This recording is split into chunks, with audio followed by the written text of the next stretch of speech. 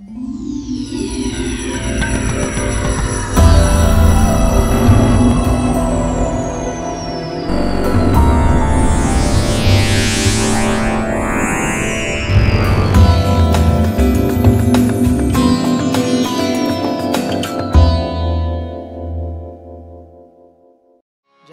Vrindavan Dham Vrindavan Dham Vrindavan Dham Vrindavan Dham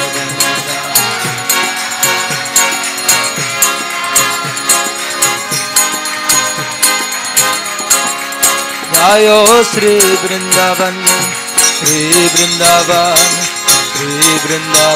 Jai Sri Vrindavan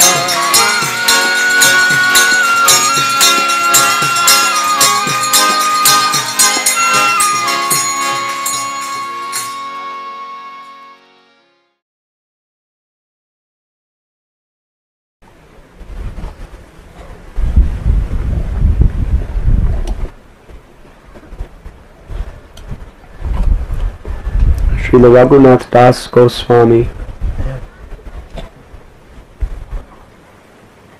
was the son of Govardhan Madhu Madhyar. His uncle was Hiranya. They were great landowners in the Krishnapur division of Saptagram in West Bengal. Their fortune was immense, and Raghunath was the sole heir. Balaramacharya and Yadunandanacharya, his father's guru and priest, brought Raghunath when he was a small boy to Chandpur, where he met with the great Namacharya Srila Haridas Thakur. Seeing Haridas Thakur's deep attachment to the chanting of the holy name and his subsequent detachment from all the pleasures and so-called joys of this world, had a deep impact in Raghunath's heart. He had no interest in material enjoyment. This caused great concern for his parents. After Mahaprabhu Sri Chaitanya took sannyas in Shantipur, he was visiting by the arrangement of Nityanand Prabhu. At that time, Raghunath Das came to visit Lord Chaitanya and established an eternal relationship.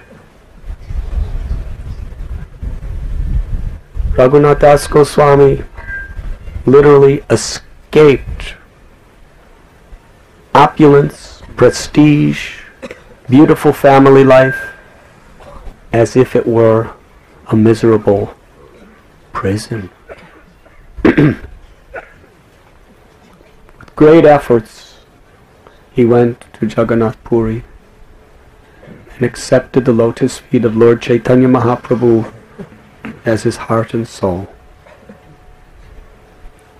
He became the very personification of renunciation and devotion.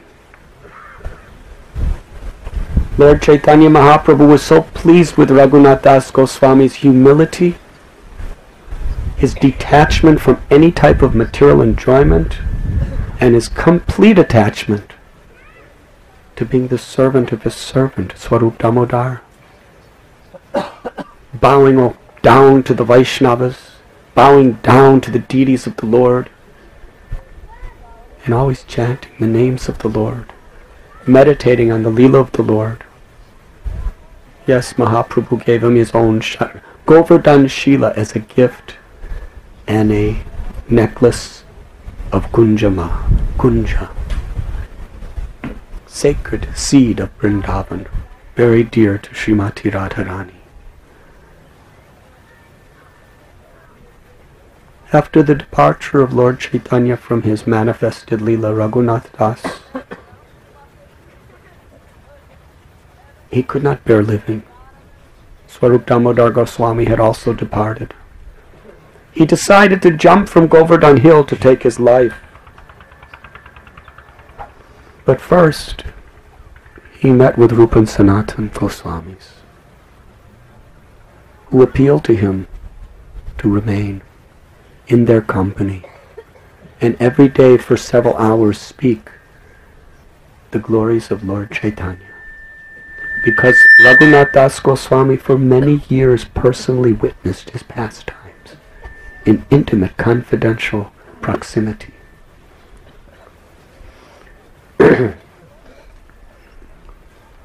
With the blessings of Rupa and Sanatan Goswami, Raghunath Das Goswami resided on the banks of Sri Radha Kund. There he would perform his sadhana. At least 2,000 times every day he would offer obeisances to Vaishnavas. At least 1,000 times a day to the deity of Krishna. He would chant 200,000 names of Krishna every day. And his eyes were always filled with tears in the ecstasy of separation from Sri Radha and Krishna. Kaviraj Goswami explains the regulative principles of Raghunath Das Goswami were like the lines in stone. He was so strict, but yet his heart was so soft with love and compassion. When Janava Devi came to Radha Kund, Raghunath Das Goswami ran and fell at her feet and worshipped her. Yes, Raghunath Das Goswami is our Prayojana Acharya. By his lifestyle and by the writings that he offered the world, he taught the highest realm of spiritual perfection. He abandoned massive wealth to live with a simple, torn, rejected cloth made into a kopan and a small chadar. So absorbed in his sadhana that he didn't even notice when tigers were just a few feet away from him drinking water from the kund. So absorbed in his sadhana that even in the midday, in the summertime, when the sun was scorching, he didn't take note. Sanatan Goswami took note. Krishna personally protected him from the tigers, and Radharani stood over him with her own veil to shade him from the sun. By Sanatan Goswami's request, the Bhajan Kutir was made for Raghunath Das Goswami on the banks of Sri Radha Kund.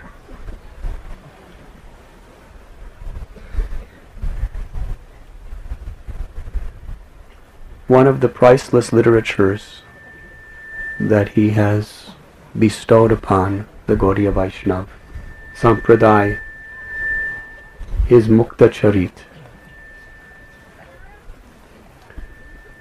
Raghunath Das Goswami only wrote about 3 books. Mukta Charita is very greatly celebrated. It reveals the sweet nature of the love of Vrindavan. I would like to share a brief summary of some of the content of that book with your permission.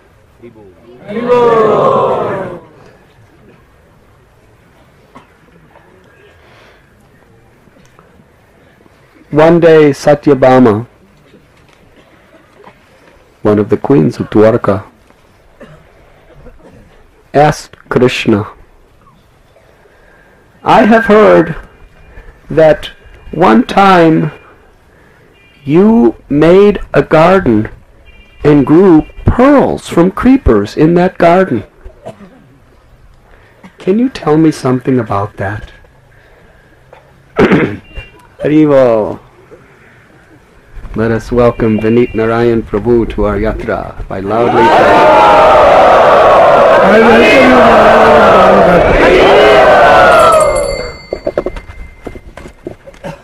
This is Girirajji's Patka from Danga.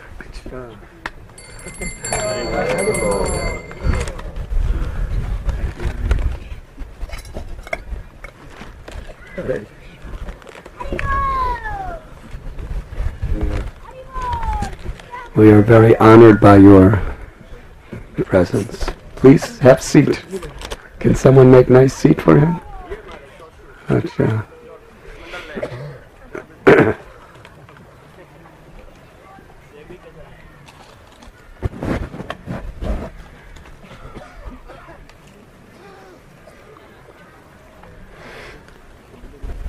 In Dwarka, Queen Satyabhama inquired from Krishna that I have heard a fascinating story that in a garden of Vrindavan you had grown pearls. Can you tell me this story? Krishna narrated. On the day of Diwali, in the month of Kartik, Srimati Radharani and gopis assembled at Malyahari Kund. I would like to tell you where Malyahari Kund is. Just about a 1-minute walk from where we are now. In fact, you all passed by it, but perhaps because you don't have divine vision, you did not see it. But really, you don't need divine vision. All you have to do is know where it is.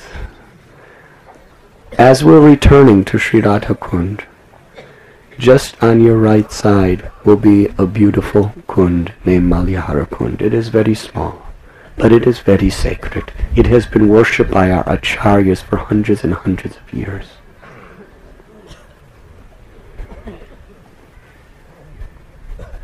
This is the closest place we could sit to Malyahari Kund. On the day of Diwali, in the month of Kartik, Radharani and gopis assembled together at the Malyahari Kund. Krishna's parrot, Vichakshana, informed him. Krishna came to Malyahari Kund, and there he found Srimati Radharani and her Sakis making pearl necklaces. Beautiful pearls. Krishna requested from Radha and gopis if he could have a few of those pearls to decorate his most favorite cows, Harini and Hasini. But the gopis refused. Krishna pleaded with gopis, pleaded, please give me some pearls for my cows. Lalita Saki went to the bottom of a bag of pearls and found one broken little piece. And she said, you can have this. Shyam Sundar was very unhappy. So he went home and told Mother Yashoda that I want to grow a garden of pearls. Please give me some pearls to plant in the ground. Yashoda Mai responded that, oh Gopal, you don't understand. And then she laughed. That pearls do not grow on trees. Pearls come from the ocean. And Gopal insisted, no, they will grow. If I plant them in the ground, I have seen my father growing. I have seen him put seeds in the ground. Pearls, like seeds, I will plant.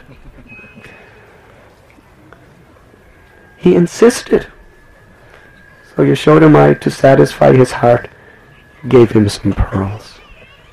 And he brought them near the bank of Yamuna and dug little holes in the ground and put the pearls in and then buried them. And then told Madhu Mangal to go to the gopis and request some milk to water his pearls. So Madhu Mangal went to Sri Radharani and gopis and requested some milk to water Krishna's pearls, and the gopis simply laughed. That's all they gave him, was a laugh. So Madhu Mangal returned. Krishna went to Mother Yashoda and requested some milk. She supplied all the milk he could want. And he went and profusely watered the ground on the bank of Yamuna where he planted the pearls. After a few days, a little green shoot came out of the ground. And Krishna was so happy, he told gopis. And the gopis came and looked at the shoot and they laughed. And they said, "Those are thorn shoots, not pearl shoots." A few days later, a creeper grew that was covered with an immense quantity of large, beautiful, multicolored pearls. Those pearls were so special that they filled the entire Vrindavan Dham with an ambrosial, intoxicating fragrance. Krishna was laughing and joking to the gopis that my pearls are so big and so colorful and so fragrant compared to your small pearls. So gopis became quite competitive. And they had a meeting together. And they vowed to make a garden that would grow better pearls than Krishna. So all of their pearl necklaces they planted in the ground. And then they went to their parents' house and took every pearl from all of the houses of their families. And they planted those pearls. And 3 times a day, every day, they watered the pearls with milk, yogurt, butter, and ghee.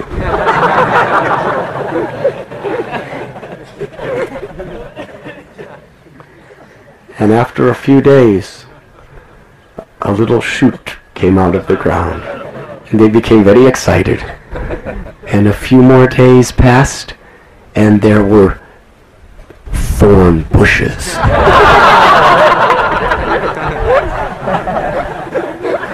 When Krishna and his gopas saw those thorn bushes, they became ecstatic. They were laughing and joking, and Krishna really wanted to humiliate the gopis. He had his cowherd boyfriends make pearl necklaces out of his big, beautiful, multicolored, fragrant pearls. They made pearl necklaces for every cow in Vrindavan, for every buffalo, for every goat, for every sheep. In fact, throughout Brajdam, every monkey had a pearl necklace. But he would not give a single pearl to the gopis.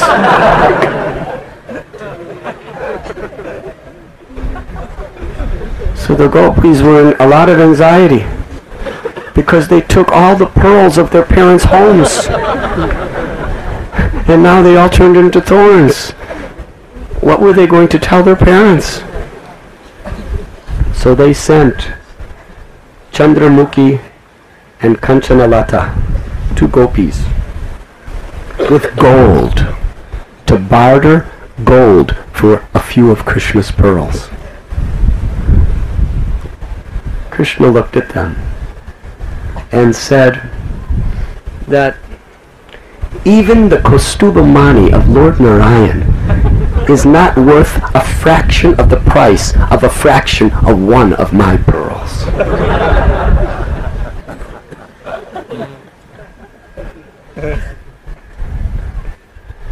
And each gopi came one by one to try to barter whatever they had for some pearls for Krishna. Srimati Radharani was hiding in a private little kunja where Krishna could not see her, but she could hear everything that was being said. And each gopi individually was coming. And Krishna had a large box of these pearls he was showing them.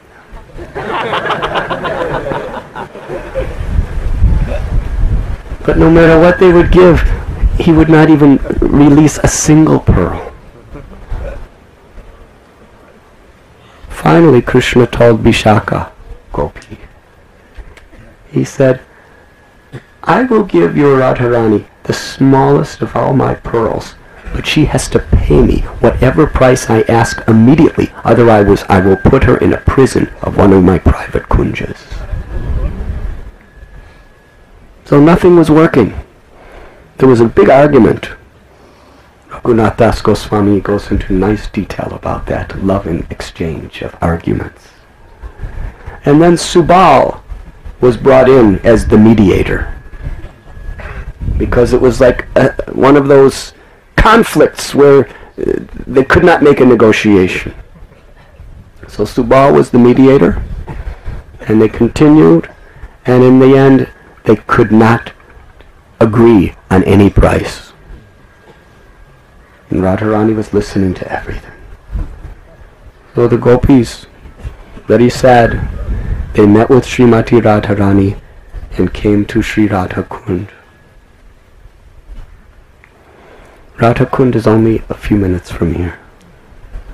When the gopis were at Radha Kund, Krishna took the best of all of his pearls, and with his own hands he strung the most elegant necklace.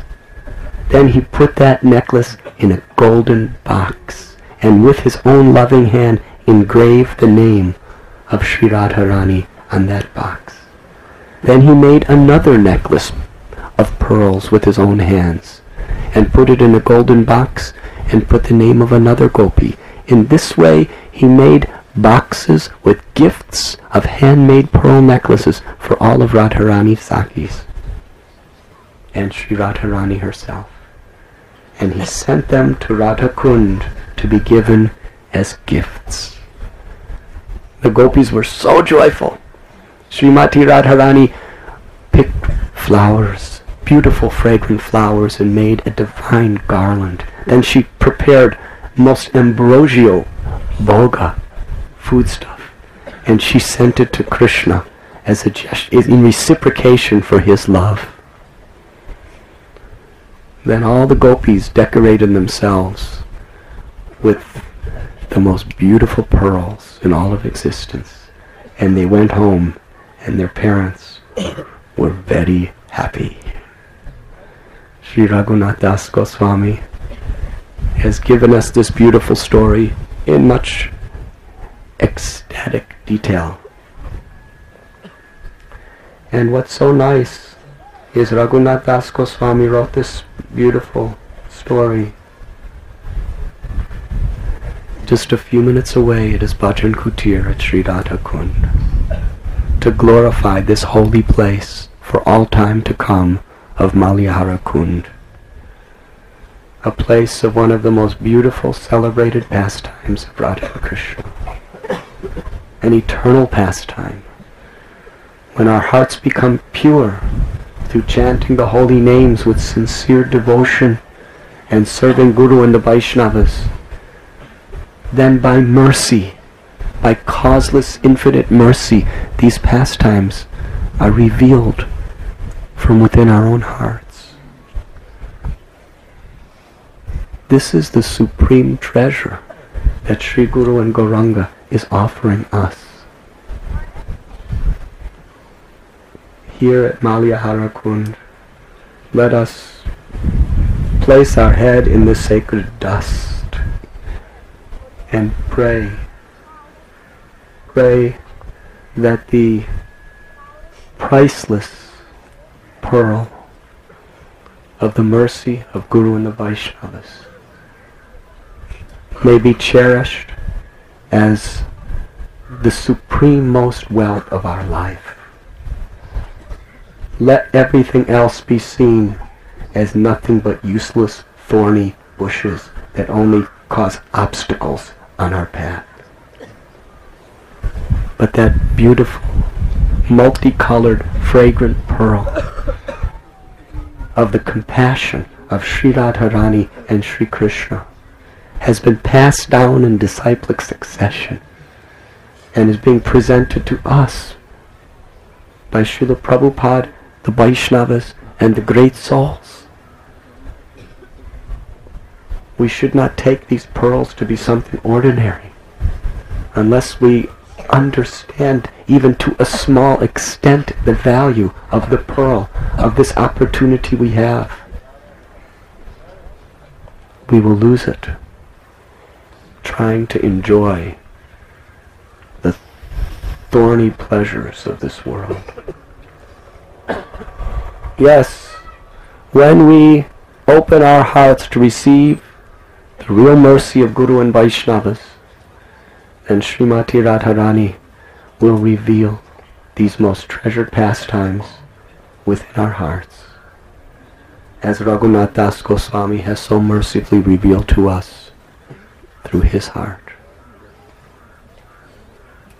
This time, I would like to ask His Holiness Radhanath Swami Maharaj to speak to us.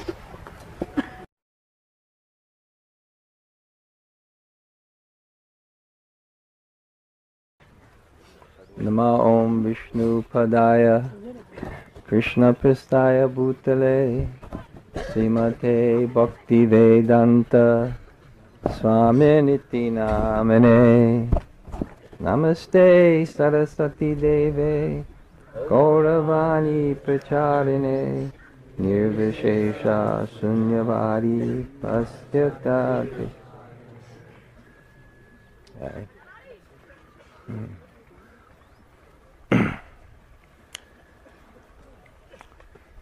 So on Srila Radhanath Swami's order, I will try to say something. But this, and I will surrender to his order. His Grace Gopi Pranadhana Prabhu yesterday, when explaining the Govardhan pastime, he said this word surrender, prapadyante, it doesn't exactly, you can't exactly translate it in English, because in English surrender has more a sense of force, while in Sanskrit it has more a sense of love and willingness.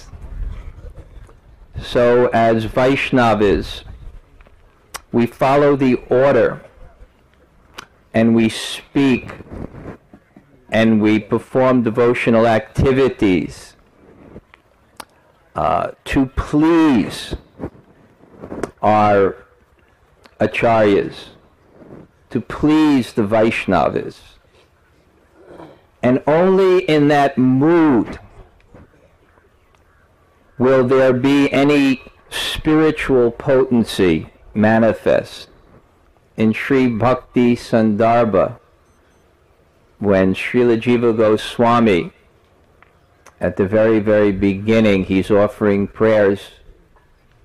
Of course, he calls himself Jivaka. The name Jivaka, when you put ka at the end of something, it makes it even smaller.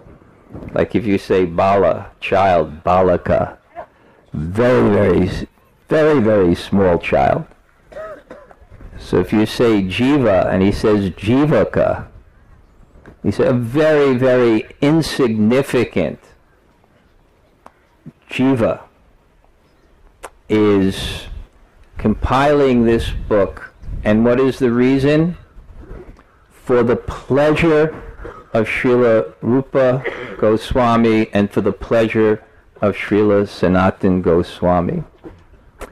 Unless we perform all our activities in this mood, they will not benefit us. Because unless we perform devotional activities for others rather than ourselves, they won't deepen us in devotional service. I think there's a prayer by Prahlad Maharaj, where Prahlad Maharaj, he makes a statement that if one is not a devotee, even if he has all 12 Brahminical qualities, he cannot purify even himself. But if one is a Vaishnava, even if he's born in a family of dog eaters, he can purify the whole world. This means Brahminical qualities. He's talking about a person who has Socham, Satyam, Shamo, Damas, Tapo, Saucham, Shantir, Arjavam, Evacha, Jnanam, Vijnanam, Astikyam. He's talking about a person who has all these qualities. Why cannot a person with all these qualities purify even himself if he's not a Vaishnava? Because a Vaishnava means one who is humble, one who is free from ahankara or false ego. And if you're not free from ahankara or false ego, then whatever you do, even if it's apparently good, will only increase your false ego. I am clean, I am religious, I am knowledgeable. But if one is a devotee, and he's humble, even if the external qualities may not be so exalted, he can purify everyone. Why? What does purification mean? Actually, Prabhupada in the Bhagavad Gita, he gave such a nice, almost like a mantra for perfection.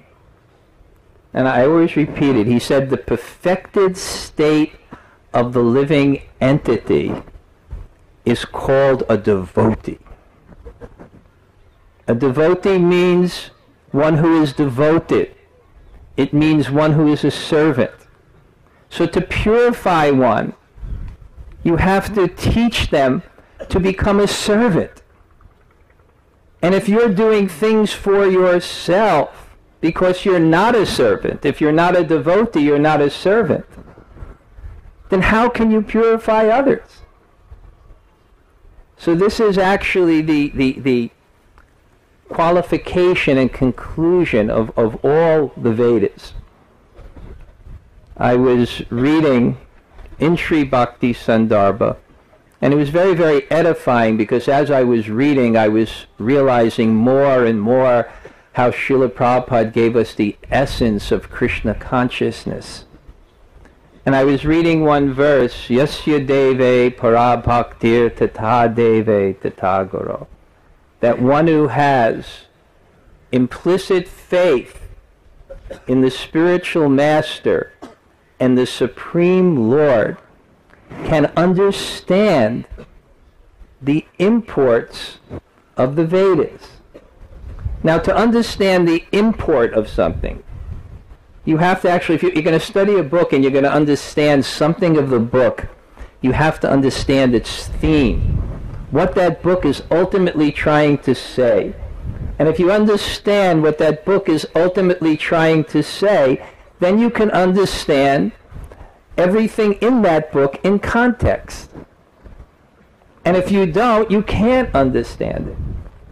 So in this verse, Jiva Goswami gives a very, very interesting insight that the whole purpose of the Vedas is liberation. And what does liberation mean? Liberation means to be free from the false ego. So unless one is acting on that platform, he will not be able to realize what the Vedas say. And therefore, when one has implicit faith in the spiritual master, implicit faith in the Supreme Lord, it means he has become a servant of the spiritual master and the Supreme Lord. And because he's become a servant of the spiritual master and the Supreme Lord, then he can understand what the Vedas are saying.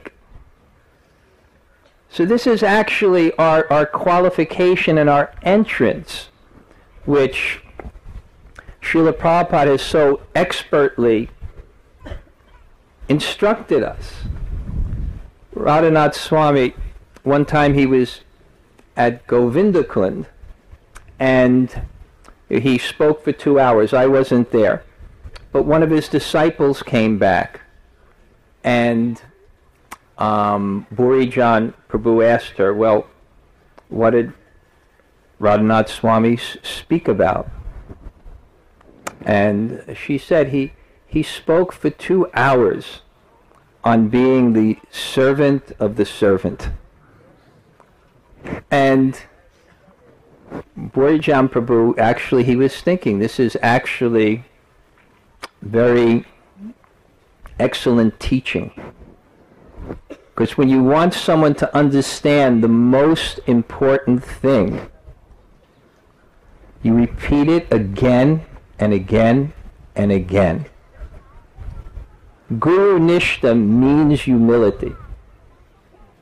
And therefore Prabhupada taught that, as Maharaj was saying, that if one actually, Prabhupada guaranteed, if one surrenders to the spiritual master, then he will attain perfection.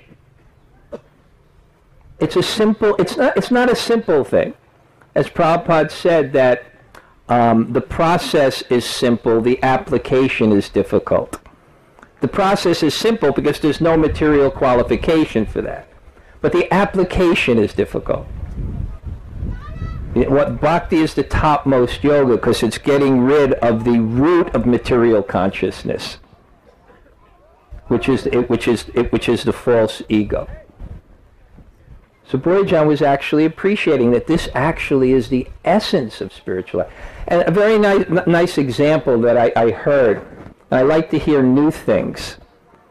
And I heard something a new and simple analogy that sums up what Prabhupada taught about our ultimate bhajan siksha, our ultimate instruction on how to practice devotional service. And the example is simple, and it gave a very traditional family in Indian culture. And there's a young girl. And the young girl, she has an identity. And her identity is, I am the daughter of my father. Then she gets married, and she makes a commitment, and she has a new identity. I am the wife of my husband.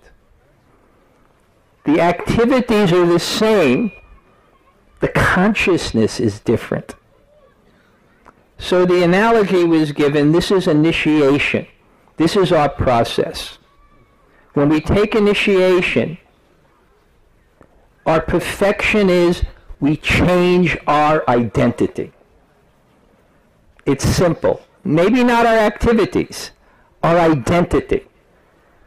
We are, whatever our particular identity is, nationalistic, gender, etc., then our identity becomes changed, that I am the servant of my spiritual master. And Srila Prabhupada taught us that this commitment will bring us to perfection. Srila Prabhupada was sitting in his room in Calcutta, and he was thinking to himself how he became successful, and he was thinking out loud, saying, how have I become the lucky one? What was his fortune? His fortune was that he was used as an instrument for the will of his spiritual master. So he was thinking, how did I become so fortunate? And in a humble way, he was thinking of his godbrothers who were extremely exalted souls, both materially and spiritually. Very, very qualified people. In fact, there's a historical, a point in history where Subhash Chandra Bose was reacting to Srila Bhakti Siddhanta Saraswati's preaching because he was getting such qualified people. And he actually visited Srila Bhakti Siddhanta Saraswati. But because they were strict brahmacharis and sannyasis, they were all very, very thin and hungry looking. So he just pointed to them and said, no, these will not be any use to you.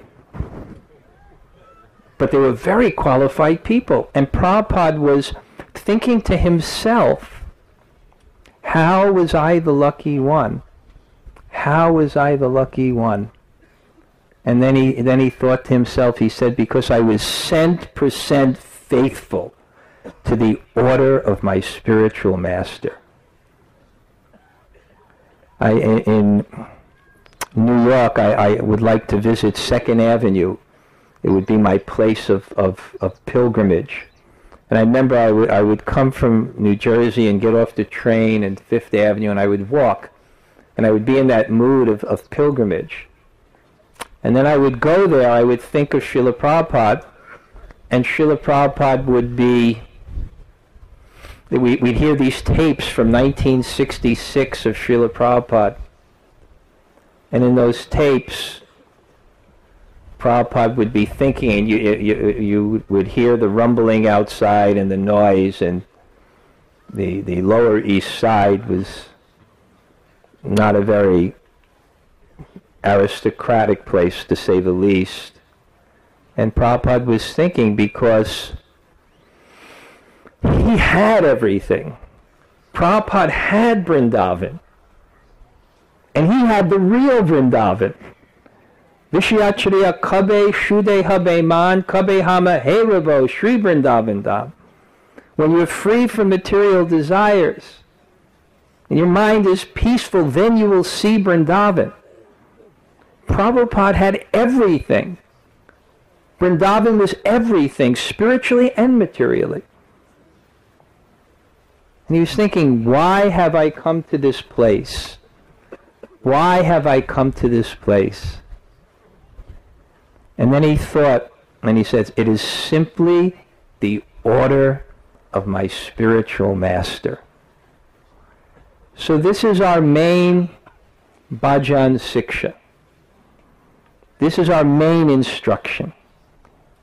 We change our consciousness. We change our identity.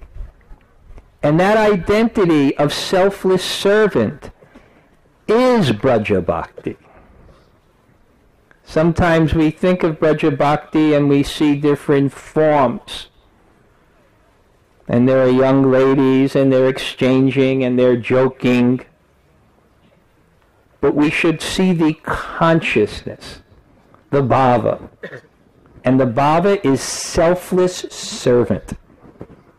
And that begins with the spiritual master and the Vaishnavas.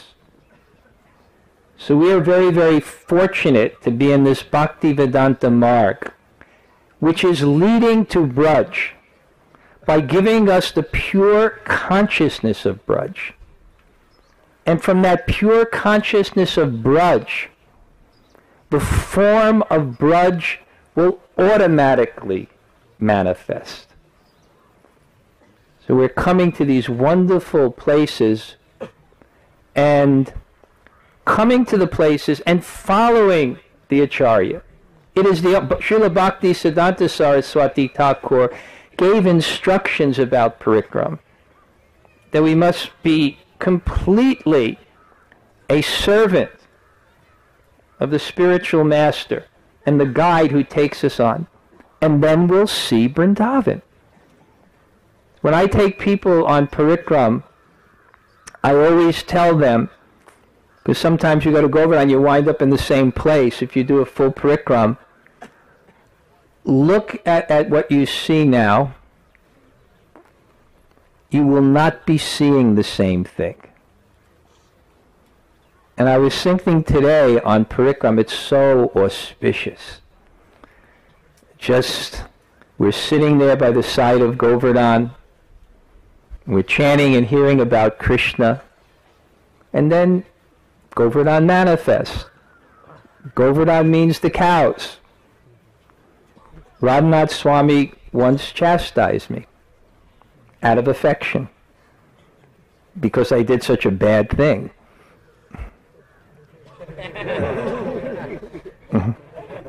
He couldn't help it. He had come to Vrindavan,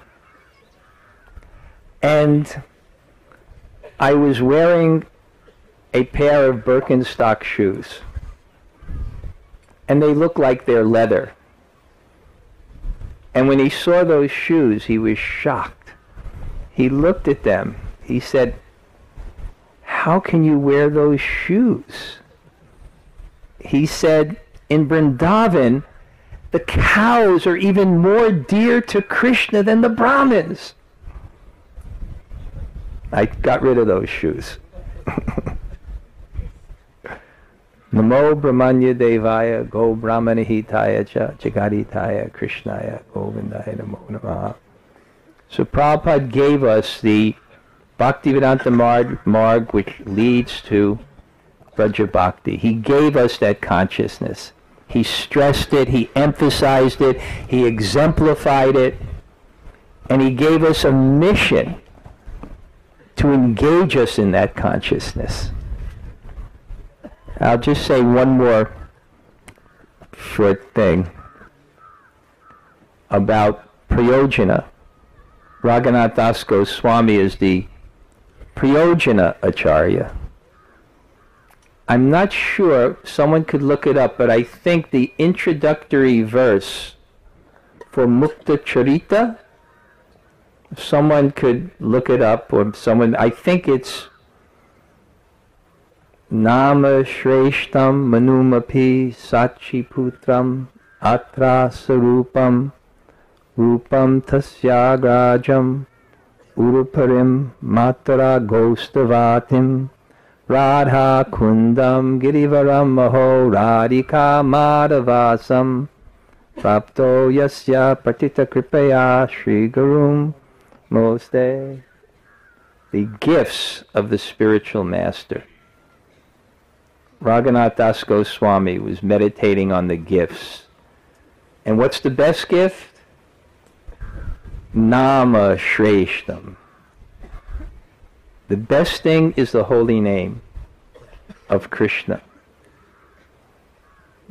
which takes that humble mood. But Prayojana means the goal. In any philosophy, there's three aspects of that philosophy, whether it is astic or Nastik. Whether it's atheist or theistic, they have a definition of reality, a method of realizing it,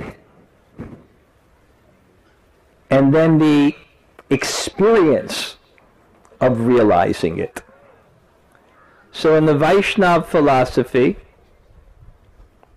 our Sambandhigyan, or reality, is Sri Krishna. Our Abhidaya, or method of realizing it, is bhakti, or devotional service. And the experience of that reality is called prema.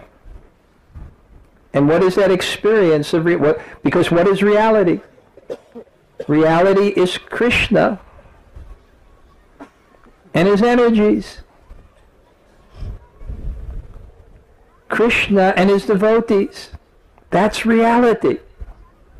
When you have reality, you have the Supreme Lord and his devotees.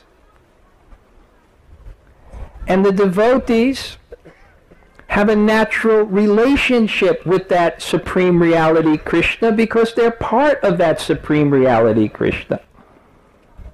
And what is the attraction between two people in a relationship? That's called prema, or love. But because we are blinded to the absolute reality by our pride and envy, we are not seeing the absolute reality, and therefore we're not experiencing the absolute reality. But when you turn towards Krishna by bhakti or devotion,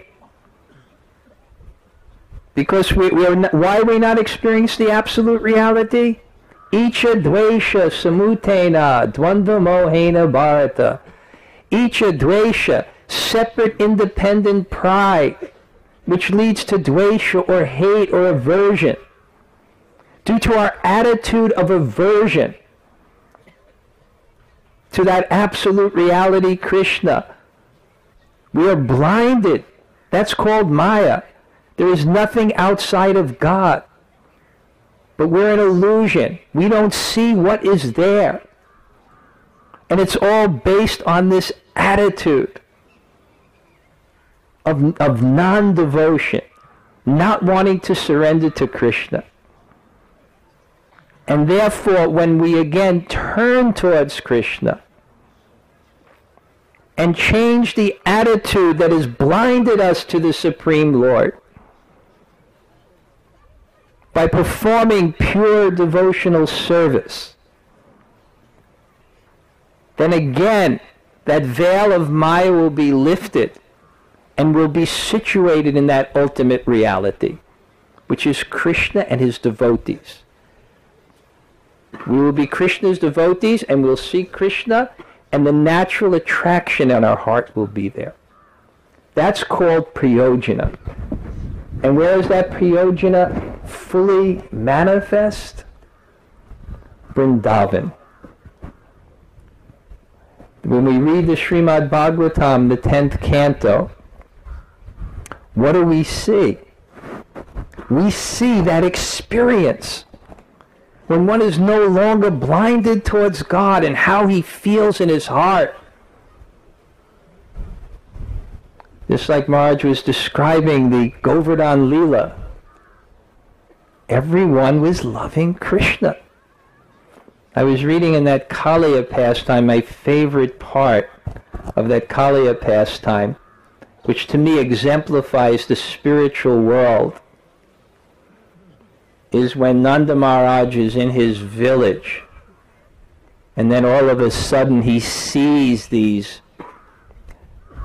omens in the sky. The meteors start to come, the ground starts to shake, the left eye on the men start to twitch, and they're thinking, inauspiciousness.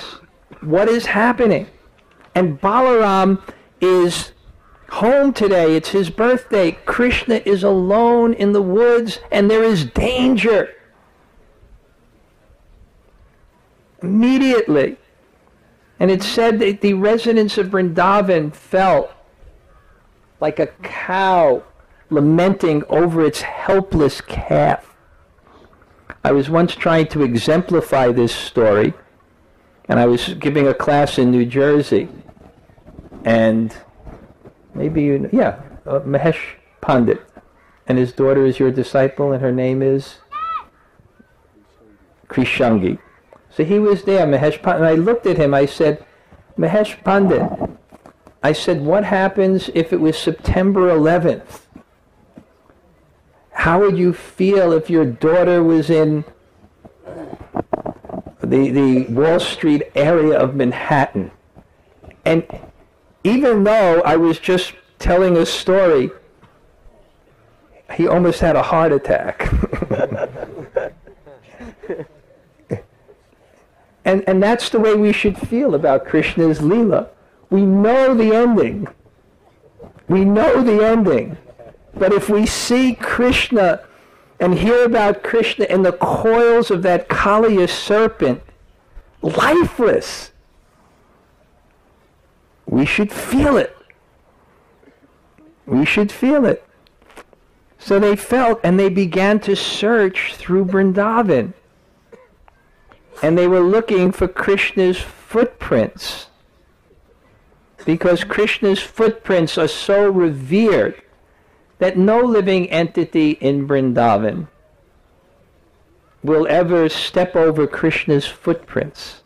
That's what Krishna consciousness means. You're fully focused on Krishna. So this is priyojana. And this is what Radhanath Das Goswami was experiencing at every moment. So the residents of Vrindavan began to search for Krishna. And it said the small children, the elders, everyone was searching. So they were looking for Krishna's footprints. And what would the mother of Krishna think when she saw Krishna's footprints? What would she say? My child, my child, my child. Out of love. And what would the friends be saying? My friend, my friend, my friend. And what would the gopis be saying? My lover, my lover, my lover. My friend, my friend, my lover, my child, my friend, my lover, Krishna, Krishna, Krishna, Krishna. Just like the 6 Goswamis. Hey Radhe Vrajadeva Ke Chalalite Hey Nanda Suno Kutaha. Where is Krishna? Where is Krishna? Completely absorbed. And therefore, the example interestingly given for Prem Bhakti in the Bhakti Rasamrita Sindhu is Bhishmadev. Very interesting, because it's a good example for us. He was involved in so many activities. And it said he spoke on so many things. But at the end, he completely focused his consciousness on Krishna. There's nothing else in the consciousness but Krishna. Sri Krishna Bhakti Rasa Bhavato Mati. The intelligence is completely filled with that attraction for Krishna. Because that's ultimate reality, means there's nothing but Krishna. And therefore Prabhupada said that the pure devotees, they are thrilled at every moment. So Raghunath Das Goswami is our Priyojana Acharya, because he came here to Radha Kund and he would be chanting the holy name and just chanting in his heart, Krishna, Krishna, Krishna, Krishna. Prabhupada said we should chant Hare Krishna like a child who's crying for his mother. And therefore the first part of our prema, because prema means there's nothing in the consciousness but Krishna. And we look at the perfected souls and we practice what they do. Just like Ekadasi, for the perfected souls, they're so satisfied with Krishna. They feel this is the day of Lord Hari. They're so happy that it's Lord Krishna's day that they begin to glorify him and chant. And therefore, they're so satisfied they don't eat. So the sadhana for that is you glorify Krishna and you give up your bodily demands. Sadhana means that you practice what the siddhas do. So if prema is the full consciousness on Krishna, then our practice is attentive chanting. Krishna is there in his name. We are there as his devotees. What is missing except our prema? Everything is there except our mood or attitude. So we turn towards God in love, we focus on his name. As Prabhupada said, we hear that sound vibration. That's Krishna. We're his devotees. And then what happens? Then we say, but I have no attraction. We say, I have no attraction. And if in our consciousness we embrace that, if in our consciousness we embrace that, in a mood of humility, then the taste will come. Why will the taste come? What prevents us from seeing Krishna? It's offense only. It's only offense. And what protects one from offense? It's humility. Just as the eyelid protects the eye, humility protects our consciousness from offense. And if we have humility and we approach Krishna, I have no attraction. That humble mood will allow us to chant the holy name of Krishna. This is the second verse of the Shikshastakam. So I'll just finish by saying, just look around here. This is a wonderful place. We're seeing the original untouched Braja or Vrindavan with the cows and the breezes of Vrindavan, which are moving to give Krishna pleasure. So when we feel these cool breezes, this is the prasadam of Krishna. The difference between breezes here and breezes other places is these breezes, Vrindavan is moving consciously to make Krishna happy. So we can relish this very I've never been here. I've been in Vrindavan almost 30 years. Maharaj is my Dham Guru. He actually brought me on my first parikram. And I remember he was chanting the Sadguru Swami Astakam, and I didn't even know what the song was. He kept on saying, Vande, we were in Madan Mohan, and he was thinking, Vande Rupa Sanatano Raghuyago. I said, what is this song? I have to learn it. And then he told me the secret of parikram, and I never forgot it. Honestly, I never went on parikram before he took me. He said, come on, let's go. And he said the secret that the parikram moves by kirtan. And then you surrender to the kirtan, and the holy name shows you Braj.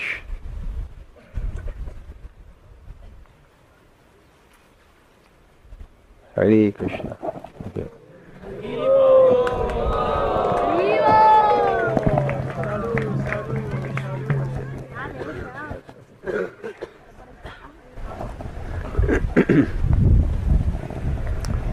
Thank you, Radhanatha Swami Maharaj. Let us offer our heartfelt gratitude by chanting Hari.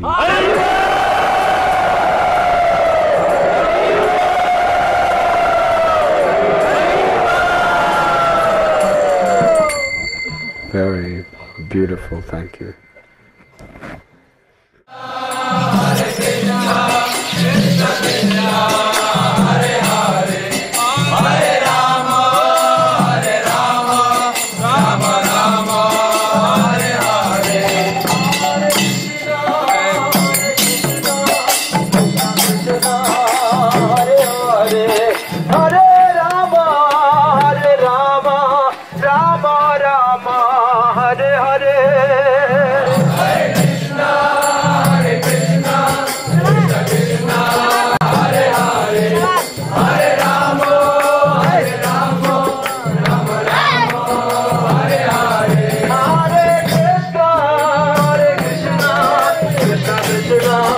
Hare